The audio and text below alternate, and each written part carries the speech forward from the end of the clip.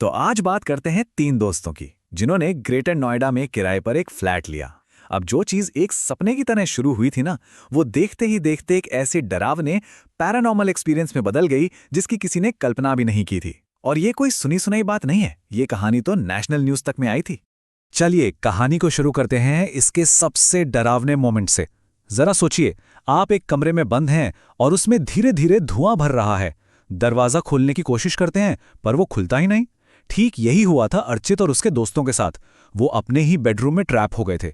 बाहर किचन में आग लगी हुई थी और दरवाजा दरवाजा पता नहीं कैसे बाहर से लॉक हो गया था। उस वक्त वो लोग एकदम बेबस थे।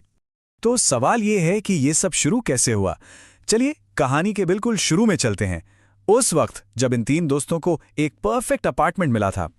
एक ऐसा अपार्टमेंट जो किसी ड्रीम डील से कम नहीं लग रहा था। हाँ, तो अर्चित, रमन और आलोक, इन तीनों को ग्रेटर नोएडा की एक नई नवेली सोसाइटी में 13th फ्लोर पर एक फ्लैट मिला। और जानते हैं किराया कितना था? सिर्फ 11,000 रुपए। वो भी एक फुल्ली फर्निश्ड फ्लैट का। मतलब टीवी, फ्रिज, बेड सब कुछ पहले से ही था। उन्हें तो लगा जैसे उनकी लॉटरी ही लग गई हो। शायद सोचा होगा कि इलाका नया है इसलिए सस्ता मिल गया। और शिफ्ट होने के बाद शुरू के कह सकते हैं करीब 2.5 महीने तो एकदम बढ़िया गुजरे। सब कुछ परफेक्ट था। दोस्तों का आना जाना लगा रहता था, पार्टियां होती थीं। मतलब वो अपनी बैचलर लाइफ को पूरी तरह एंजॉय कर रहे थे। उस फ्लैट से उन्हें कोई भी शिकायत नहीं थी। सब कुछ एकदम परफेक्ट लग रहा था, है ना? लेकिन सवाल यही है, क्या सच में सब कुछ इतना अच्छा था या फिर इस परफेक्ट दिखने वाली डील के पीछे कोई बहुत गहरा और डरावना राज छुपा हुआ था?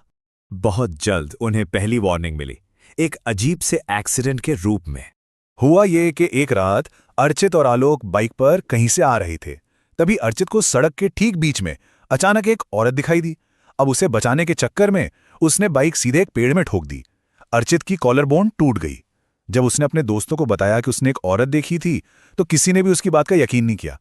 सबको यही लगा कि वो नशे में था और उसे बस कोई वहम हो गया होगा। और फिर आ गया कोविड-19 का लॉकडाउन। अब ये तीनों दोस्त उसी फ्लैट में एक तरह से फंस कर रह गए। और बस यहीं से पैरानॉर्मल घटनाओं का जो सिलसिला शुरू हुआ वो तेजी से बढ़ने लगा। शुरुआत में तो बस उन्हें ऐसा फील होता था कि कमरे में उनके अलावा भी कोई और है। फिर एक रात हॉल में रखा कैरम बोर्ड अपने आप जोर से पलट गया। फिर हॉल में किसी के नंगे पैर दौड़ने की आवाजें आने लगीं। और हद तो तब हो गई जब रमन को अपनी 13th फ्लोर की बैल्कनी के दरवाजे पर किसी के खटखटाने की आवाज आई। लेकिन सबसे ज्यादा डरावना एक्सपीरियंस रमन के साथ हुआ। जैसे ही उसने बैल्कनी पर वो दस्तक सुनी, वो डर के मारे अपने कमरे से बाहर भागने लगा। पर तभी उसे लगा जैसे किसी अनदेखी ताकत ने उसे पीछे से खींचा हो और जोर से वापस बेड पर फेंक दिया हो। तो चलिए अब वापस आते हैं कहानी की शुरुआत में, उस आग वाली घटना पर जिसने उन तीनों को अंदर तक हिलाकर रख दिया था। क्योंकि वो कोई मामूली एक्सीडेंट नहीं था। तो हुआ ये था कि उस दिन अर्चित की गर्लफ्रेंड सिम्मी सबके लिए आलू की सब्जी बनाने के लिए किचन में गई। उसने बिल्कुल धीमी आंच पर कढ़ाई चढ़ाई और वापस आ गई। कुछ ही मिनटों के बाद पूरे घर में जलने की बहुत तेज बदबू फैल गई। अब जैसे ही वो लोग बाहर निकलकर देखने जाने लगे, उनके बेडरूम का दरवाजा अपने आप बाहर से लॉक हो गया। धुआं कमरे में भरता जा रहा था। अच्छी बात यह थी कि उनका दोस्त आलोक दूसरे कमरे में था। उसने जब चीखने चिल्लाने की आवाज सुनी तो भागकर दरवाजा खोला। पर जब वो लोग भागकर किचन में पहुंचे तो वहां दो बहुत ही अजीब चीजें हुईं।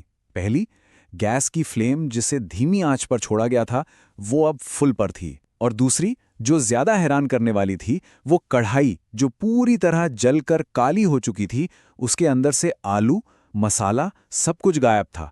मतलब ये कैसे मुमकिन है? बस इस आग वाली घटना के बाद तो उनकी हिम्मत जवाब दे गई। उन्होंने फौरन वो फ्लैट खाली कर दिया। लेकिन कुछ हफ्तों के बाद उन्होंने हिम्मत जुटाई और बिल्डिंग के सिक्योरिटी गार्ड से उस अपार्टमेंट के पास्ट के बारे में पूछा। अब देखिए, गार्ड से बात करने से कुछ ही टाइम पहले अर्चित को एक बहुत ही डिस्टर्बिंग और एकदम रियल लगने वाला सपना आया था। उसने सपने में देखा कि उसने अपनी ही गर्लफ्रेंड को एक बड़े से पत्थर से मार डाला है और फिर पंखे से लटककर सुसाइड कर लिया है। ये सपना इतना असली था कि उसे लगा जैसे ये सब सच में हुआ हो। और गार्ड ने जो कहानी सुनाई उसे सुनकर तो उनके होश ही उड़ गए। गार्ड ने बताया कि उस फ्लैट के जो मालिक थे, एक मैरिड कपल, वो वहीं रहते थे। दोनों को एक दूसरे पर बेवफाई का शक था और इस वजह से उनमें खूब झगड़े होते थे। और फिर एक रात झगड़ा इतना बड़ा कि पति ने चटनी पीसने वाले पत्थर मतलब सिलबट्टे से अपनी पत्नी का चेहरा कुचलकर उसे मार डाला। और उसके बाद वो मास्टर बेडरूम में गया और फंके से लटककर उसने भी अपनी जान दे दी।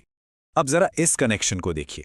अर्चित ने अपने सपने में जो कुछ देखा था, एक बड़े पत्थर से मारना और फिर पंखे से लटक जाना, वो उस फ्लैट में हुई असली मर्डर सुसाइड की कहानी से एकदम मैच करता था। ये सिर्फ एक इत्तेफाक तो नहीं हो सकता।